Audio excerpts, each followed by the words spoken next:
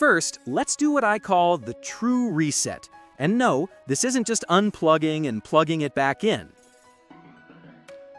Unplug your TV from the wall, not from a power strip, from the actual wall outlet if possible. Press and hold the power button on the TV itself for 30 full seconds. This drains all residual power and forces a complete reset. Wait another 60 seconds. I know it feels like forever, but trust me. Plug it back in and try turning it on. Why does this work?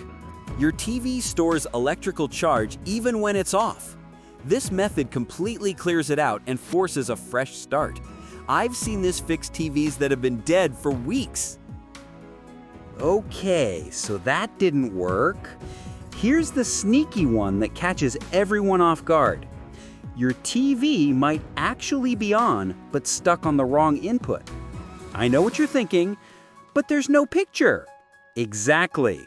Sometimes Vizio TVs power on, but default to a blank input source with no indicator light. Point your remote at the TV and press the input or source button multiple times. Wait 3 to 4 seconds between each press. Watch for any sign of life, even a flicker. If you see anything, cycle through all inputs. Your TV might be hiding on HDMI 3 or some other input you weren't expecting. Here's a plot twist. What if your TV is working, but your remote is dead? Use your smartphone camera. Point your remote at it and press any button. If the remote is working, you'll see a light flash on your phone screen. No flash? Dead remote. Try fresh batteries or use the power button directly on your TV. Most Vizio TVs have physical buttons on the back or bottom edge. Find that power button and press it. If your TV turns on, congratulations! You just need a new remote, not a new TV. This sounds basic, but hear me out. I've seen this be the problem more times than you'd believe. Test your outlet. Plug in your phone charger or a lamp. Does it work? Some outlets have tripped breakers or loose connections. Inspect your power cable. Look for any kinks, bends, or damage, especially where it connects to the TV.